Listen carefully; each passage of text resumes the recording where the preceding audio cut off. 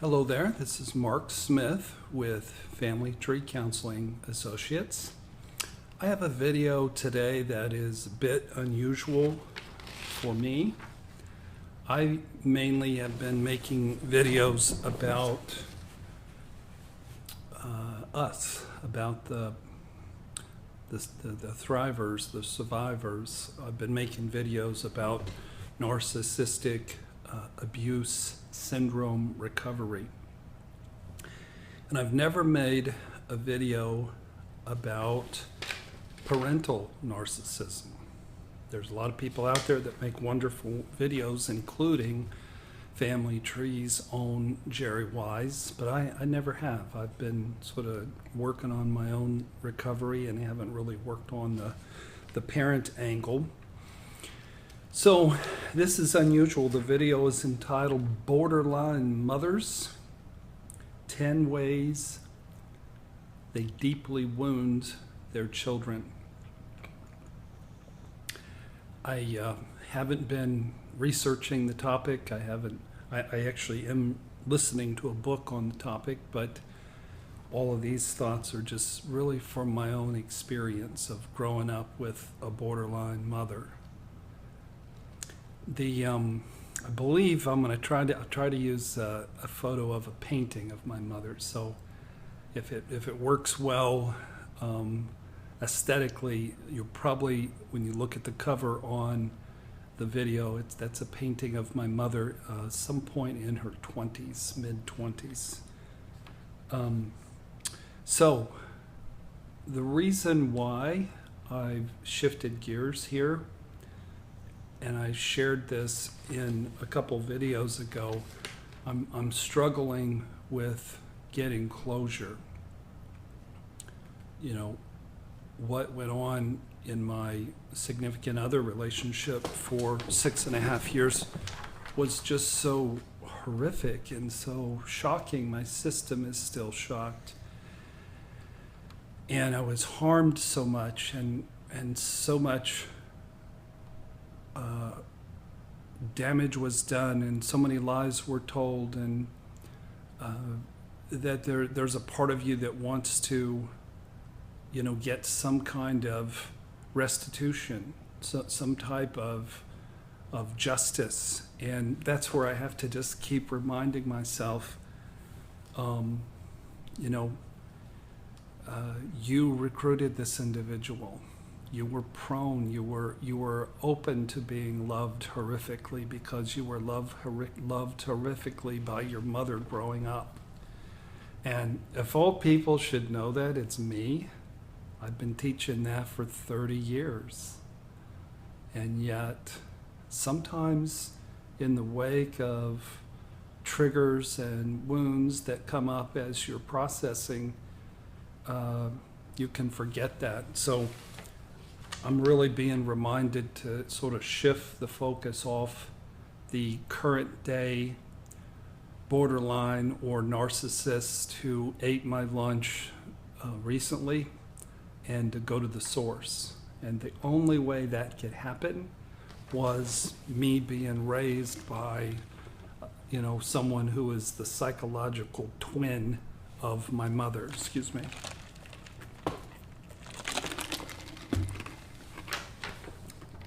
We attract people who have the same psychological DNA as the parent who hurt us the most. So here's 10 ways that I was hurt by my borderline mother. I'm not saying it's an exhaustive list of the top 10 ways all kids are hurt by borderline mothers. I'm just telling you, what I experienced. So the first thing on the list started with my birth, and that is borderline mothers can deeply wound a child when they don't attach to you, when they don't bond, when there's either circumstances that get in the way of that bonding, or there's a combination of circumstances and being with a cluster B mother. I've mentioned this letter that I received in my 30s, and I didn't understand it in my 30s. But to my mother's credit, she did try to warn me that, I had some buried issues. And I found this again in my mid-40s and read it, and it made all the sense in the world. So this is what she wrote. Mark, I want to tell you something about you, about yourself, and your earliest relationship with me, your mother. When you were born, I was very, very ill. I was sick and in pain almost the entire 9 months. I carried you. I would not take medication for pain relief because it might have hurt you. I had gallbladder trouble, stones, plus it was diseased. It is extremely painful, and therefore the doctors thought it best to induce labor 2 weeks before you were supposed to be born. That was the beginning of our problems, Mark. She called them our problems, but I'm the fellow who has to live them out. She writes, you were not ready to be born. You were born angry and screaming. I took you from the hospital and you literally screamed day and night. Mark, I should have picked you up and loved you and held you and rocked you each time you screamed. And made you feel safe and secure. But I couldn't do it, honey. I was too sick, and while I recuperated a short 3 weeks after you were born so I could be strong enough for surgery, I had to let you lay and scream. Then I had a woman babysit with you. She was good and loving. You wanted your own mother, though, and I couldn't take care of you until you were 3 months old. By this time, you were sick. They said you were allergic to practically everything. I wonder why. So the next 10 months, I really had to struggle to get you healthy. But Mark, I was also then expecting Sammy. And I needed my rest. And I couldn't stay up with you night after night. Plus, Chuck was just a baby, and he had to have some of my time too. So I think that you have always felt lost in the shuffle.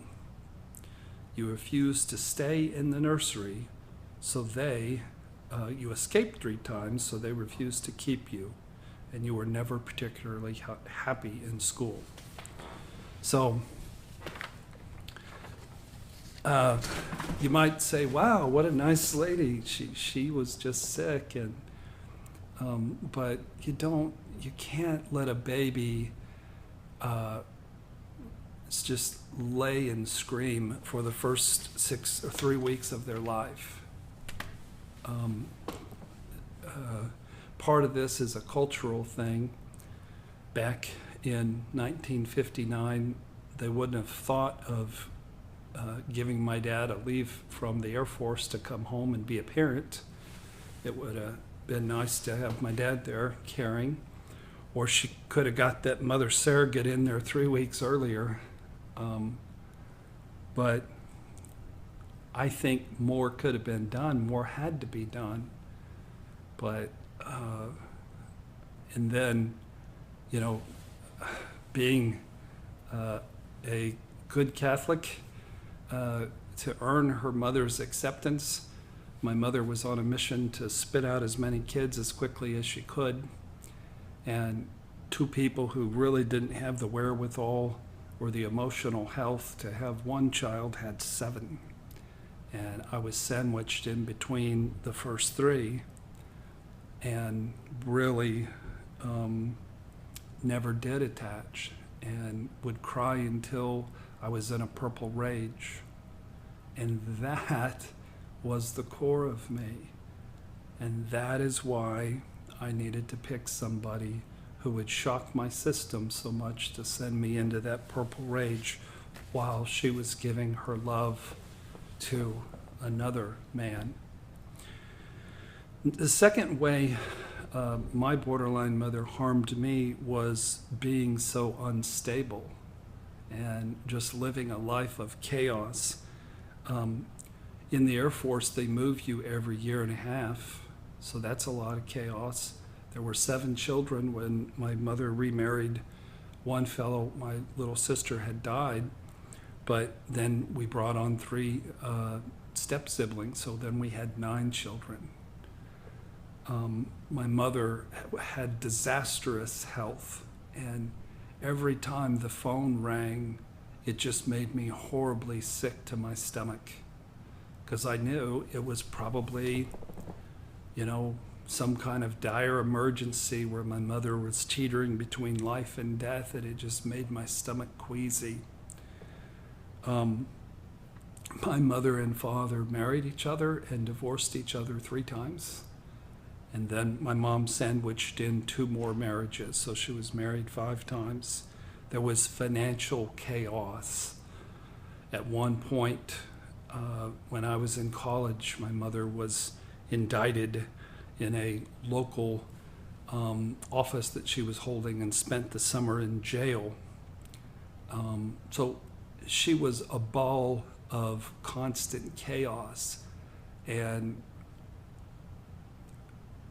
it's like you just tried to control your environment so that you wouldn't be swept up in the chaos and in the anxiety. I remember one time we were driving. It was a long trip. I think we're driving to Montana from Texas, and it was during a storm, and my mother was praying the rosary,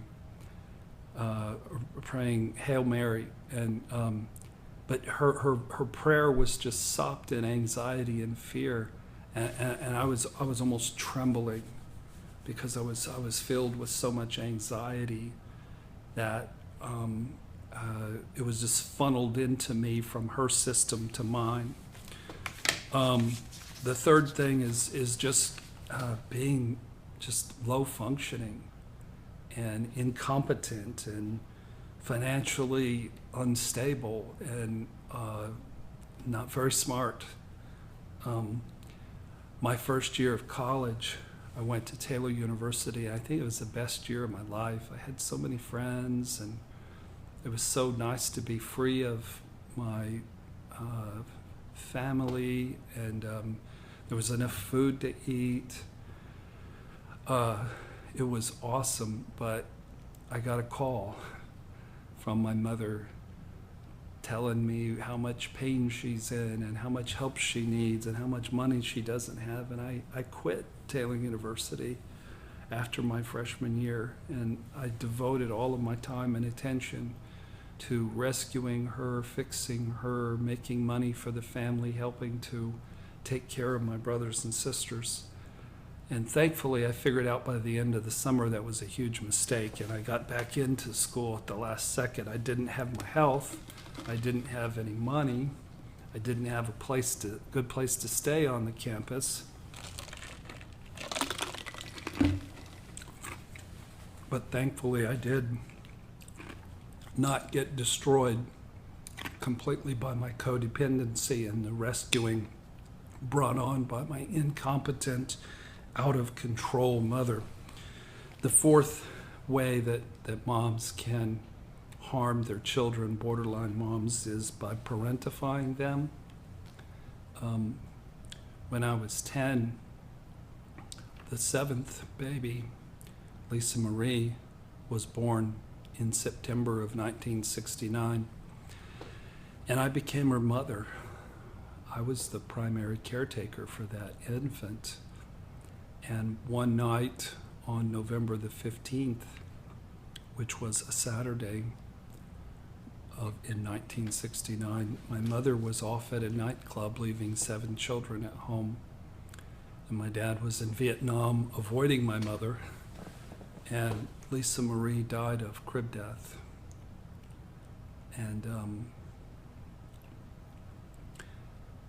I had been up in the middle of the night caring for her at 3 o'clock in the morning, feeding her and changing her diaper. And then at 7 a.m., my sister Renda came in and saw her dead and started screaming.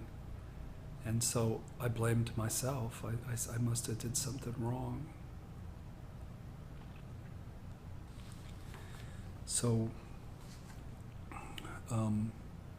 and no one asked me about that, about how I felt. And I didn't really get a chance to grieving. I'm still working on that one. Part of the parentifying was my mom wouldn't keep our house very well, very nice, very clean, and we had cockroaches, and sometimes I would battle the cockroaches and clean the house and organize the house and try to make it better. And I felt like some sort of hero when I did that. I was battling chaos. So borderlines are children, they're infants themselves, and they will suck the children dry, and some of them they will put in parental roles, me being the second of 7. Number 5, she would always threaten abandonment. Every holiday, you know, there's gifts to buy and food to cook, and it's a little bit stressful. And you could set your watch by my mom's meltdown, and it would go something like this. She would be out in the kitchen and feel stressed, and she would scream, "I quit! I quit!" She'd throw up her hands, and she might actually leave the house, go get in the car, and drive away. And you didn't know if she was coming back in an hour or in 3 hours, or if she was just sitting out in the driveway. So, you know, she talked about wanting to run away from her life. And then she not only threatened abandonment, she did abandon in big ways and small ways. Here's a small way she would abandon, but trust me, it was hurtful. We'd go to a restaurant. Occasionally, she would give me special time, supposedly, and we'd go out to breakfast. And we'd be sitting there for 30 seconds. The waitress would come up and hand us our menus. And then, since she had to be the center of attention, she struck up a conversation with the waitress, and within 2 minutes, they were best friends. And she was showing the waitress pictures, and they were chatting it up, and I was invisible. Even when I was at a restaurant all alone with my mom, I was lost and invisible because she needed narcissistic supply even from the waitress. The 7th way that borderline moms hurt their kids is devaluing. My mom would smirk. She had this arrogant, shaming, critical, ugly, devaluing smirk. And it would make you feel, you know, shamed. It would make you feel really small and really intimidated. The 8th way that my borderline mom harmed me, wounded me, and many borderline moms is they're raging. You know, they can be in a perfectly good mood, and then within seconds they can snap, and you never know what's going to set them off. One time we were all having dinner, and one of my sisters had the audacity to bring my mother a plastic glass of water. And she took it and threw it across the room and screamed that she doesn't like plastic, she likes glasses. When she would go and grocery shop, and we were maybe laying around watching TV, when she drove up in her orange Dodge Coronet and beeped the horn, you had better go running. There wasn't no DVR. If you were right in the middle of MASH, you had to miss the show, because if you didn't go running, you were going to get yelled at and screamed at. I mean, you had to be down there in seconds. So life was constantly lived walking on eggshells. And when my mother was in a rage, something that she did was she sat on me. And she was like 350 pounds. And I probably didn't weigh 100. And I had this horrible sense of engulfment, a horrible sense of suffocation. And then, oddly enough, then this fiance of mine would do the same thing. And she wasn't 350 pounds, but she would come and hold me down because she knew I wouldn't, retaliate. And when my mom was in a rage, she had a swagger to her. It's interesting. As I'm sharing this, I'm struggling with it. It's easy for me to discuss the horrific nature of the borderline I was engaged to, but I'm finding it a lot harder to tell the truth and sort of rat out my borderline mother. I'm feeling an energy in me saying, stop talking about it. Nobody wants to hear it. It's so deeply ingrained. And I think that's part of what keeps us stuck is we focus too much on the here and now villain, the here and now narcissist who has abused us. And we don't then focus enough. There are many people that had borderline parents and they don't even know it. The ninth thing that was harmful is she was self-absorbed. Everything was about my mother. And she had a bedroom suite complete with kitchen and big bathroom, and all the good food was in there, and she would lock herself in there with her fourth time she got married. I guess it was her second husband. And she just wasn't present. She was never really present. And then the 10th way that I thought about that how my mother, as a borderline, deeply wounded me was she attracted other cluster Bs. When I was 10, I was sexually abused by Uncle Bob. And that was just somebody my mother had around when my dad was off in Vietnam. And then this second husband, George, was a narcissist, and he molested my sisters, and he once slapped my ears and broke my eardrum. So he was a rager and a really abusive man. So not only will borderlines harm you directly, but they'll harm you indirectly by bringing other cluster Bs into your life, just what you needed. I want to read you a poem, and I wrote this on August the 7th of 1997. I was off, as writers do, having a little writing retreat in Brown County, Indiana.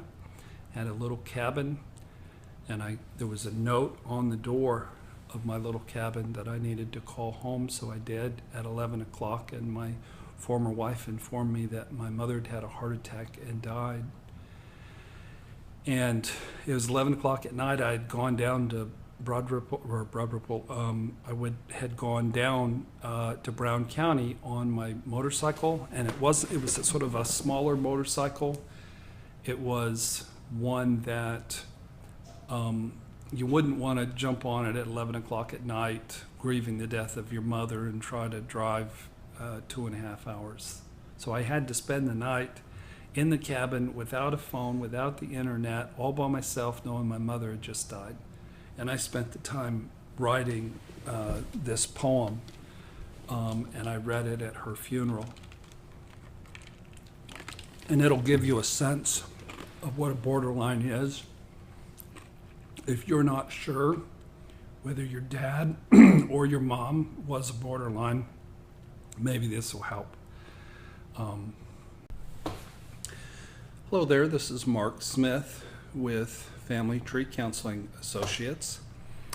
I apologize on that last video about the 10 ways borderline mothers deeply wound their children. I had read a poem, and I was having some kind of technical issue with my iPad that I used to record the video. I think I've got that straightened out, so no more cut off videos. So I'll just reread the poem, and we'll just have a second video sort of picking up on the theme of wounding borderline mothers. Perhaps things happen for a reason. The poem reading was a bit rushed when I did it in the other video, and it didn't chop off at too bad of a place. So to set the scene again, this was the night of August the 6th it was a Wednesday night of 1997, and I had gone off on my little 700cc Honda motorcycle to Brown County, about 2 hours south of Indianapolis. Brown County is a place people go to hike, and there's also a artist community, Nashville, Indiana, down there. So I was relaxing, and I was writing, and I was working on my 7 Habits of Highly Effective People work. And I got a note on my door, little cabin door, at 11 p.m. And I called my now former wife, and she informed me that my mother had had a heart attack and she'd passed away. And it was too late. It was 11 p.m. and I had a small motorcycle. It was too late to drive back that night. And I had a cell phone, but I had really bad reception, and I didn't have any internet in 97 in my little cabin.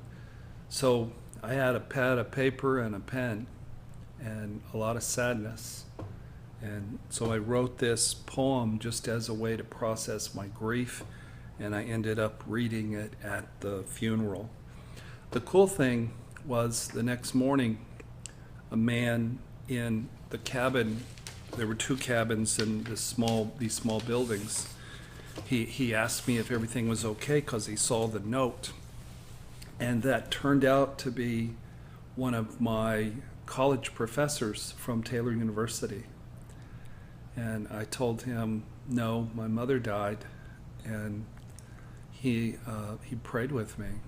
It was so cool that I was all alone in the world. I was in that cabin, and yet somebody from community was strategically placed there for me. And it really did help to have somebody empathize with me and show me some kindness and to show some care during that very, very dark and lonely hour of my life. So I entitled the poem Our Mom, and really I was reading it mainly for my siblings, but also for everybody there at this funeral service. Our mom was fun. She was loud and colorful and very spontaneous. She loved music, parties, and people of any size, shape, color, or creed. I don't think she would even want today to be a sad, dark occasion, but rather a celebration of her life. And our mom loved us. She loved us as best she could. She showed that with her hugs and kisses, with her interest in our lives, with her biscuits and gravy in the morning, and with her famous stuffed green peppers at night. Our mom, if you can picture this, was like Doris Day on steroids. She had the unbridled joy of a child and the zest for living of an imp, and a singing voice that made you feel all warm and magical on the inside. And our mom loved us. She loved us as best she could. She showed it by showering our kids with attention and love, by moving home from her beloved Florida, and by sacrificing for us and holding our home together when we were scared, needy little ones. Our mom loved to eat. She loved to laugh, she loved to spend, and she wasn't the least bit shy about flashing that Irish temper from time to time. You always knew exactly what she was feeling. There was never a dull moment with Virginia Pat, the Democrat. And she loved us. Our mama loved us as best she could, and I'm very proud and happy to be her son. She was remarkable and unforgettable and obnoxious and wonderful all at the same time. She was sunshine and roses and a thundercloud. Our mom has left a legacy. Although much of her life was uneven and out of control, and many times she was robbing Peter to pay Paul, today she leaves a truly great family. We love her, and we are also very much like her, because we too are loud and sometimes edgy, and we really don't mind being the center of attention. We play hard, we eat hard, we're generally somewhat large and in charge, and we love our families as well. We love them as best we can. We've all learned to deal with our lives in different ways, and we are blessed, and we are very strong, and we owe so much of who we are to her. Our mom will be deeply missed. However, her memory will live on deeply within us, dancing like a little girl on the screens of our minds. Our mom was special, and she loved us. She loved us as best she could. I want to go through and address some of the things, because when I read this, it concerned me because it was just so filled with denial. If you have a borderline parent, you need to know it, and you need to feel the implications of it, and you need to name it. Frankly, I went into my mid-40s not afraid of borderlines. They intrigued me, they excited me. I was dealing with soul murderers, and I thought I was dealing with cutie pies. And the last one was so dangerous and so ruthless that it about killed me. Cluster B disorder stuff is not a joke.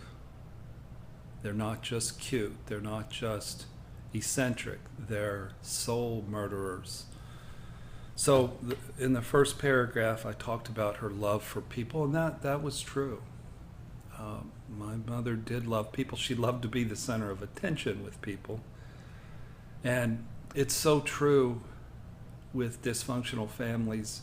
We love as best we can. And with my mom and dad, it really wasn't very good, and it wasn't nearly enough. Just about everybody in my family developed food addiction, because that's how my mother showed love. There wasn't as many hugs and kisses as I remembered, but there was a lot of biscuits and gravy and stuffed green peppers. Doris Day on steroids, sing, dance, rage, control. She did have a beautiful singing voice. even with the grandchildren, there was a sense of, as I look back, her feeding on their narcissistic supply. She did have a food addiction. She ate herself to death when she was 58 years old. And it didn't have to happen, but she didn't get in recovery. She didn't do work on herself, and she basically ate herself to death. And so instead of calling rage, I said she flashed her Irish temper. What a lovely way to say that in denial. And she did have a spending addiction. She was unforgettable. I really don't think she was remarkable. She was obnoxious, and she could be wonderful. That's the thing about cluster Bs. They can act quite wonderful, but they are obnoxious, and they are hurtful, and they are dangerous people. And she did rob Peter to pay Paul, and her life was out of control. And she didn't leave a great family. She left a broken mess. I've got an older brother who's a religious addict, narcissist. I've got a younger brother who's a sweet guy, who's a lesser narcissist. I've got some narcissistic tendencies, although I have loads of heart and empathy, as you guys know. And then I had a sister who was killed by a drug addiction, a sister who's a wicked, wicked borderline, and then a sister who's had really bad bipolar issues. So we seemed strong because 4 of us made a lot of money and were the boss at work, but that was just a cover, a shell that covered over the real brokenness on the inside. And most of my family members are still covered up or being employed as flying monkeys by that nasty borderline younger sister that I referred to. Here's the classic line of the poem, and a good description of a borderline who's faking it, and that is, she was sunshine and roses and a thundercloud. That is so descriptive of a borderline. So yes, she left a legacy, all right, a legacy of me needing to pick soul murdering, abandoning, lying, cheating, hurtful cluster Bs who about shattered me into oblivion. So I do miss my mom. I do love my mom. And she loved us as best she could, but it just wasn't anywhere nearly enough. It's a scary thought to have. My dad was Aspergerish, like a bubble around him. He was a wounded little boy. He was born when his mother was 14 years old. He's a Pennsylvania hillbilly from the coal mines south of Pittsburgh in Butler, Pennsylvania. And my mother was born out of a union between, my grandmother was 19 and she became pregnant.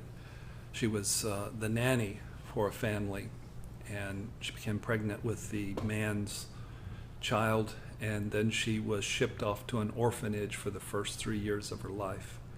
So, I was abandoned and didn't connect, but at least my mom was in the house, whereas my mom was just shipped off to an orphanage. And then when she was picked up by my grandmother, the man she'd married, my grandfather, was a horrible little Dutch troll of a narcissist man, just filled with rage and control. And he hated my mother. He couldn't have children. So she became the face of his abuse and rage, and she wanted to run off and get married with the first guy with a crew cut and a cool car, which was my dad. So I hope you enjoyed the poem, and I'm glad I got to do it justice with giving it context and sort of breaking through some of the denial.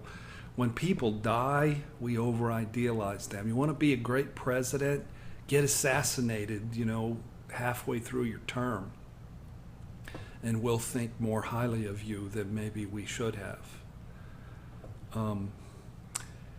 It's a overcast, really muggy Sunday. I'm going to go cut the grass. So I hope this was a blessing to you. Borderline personality and cluster Bs is no joking matter. Protect yourself. The world is not a safe place, but you can make it safe if you're discerning and wise. My good friend Tom and I had dinner last night, and we were discussing dating and that fine line between trusting enough to let somebody in and protecting your heart so you don't get smashed by liars and cheaters and cluster Bs. There's a fine line in there somewhere. Have a wonderful day. Thank you for watching. If you haven't joined our YouTube channel, join us at Family Tree Counseling on YouTube. And I've got an excellent book on abandonment issues. I've got 3 videos on Narcissistic Abuse Syndrome recovery. I've got a book on affair recovery and a good book on shame. So visit familytreecounseling.com and get some more goodies from Mark Smith and his experiences through recovery by my blessed mother and my blessed father. Thank you for watching, and God bless you.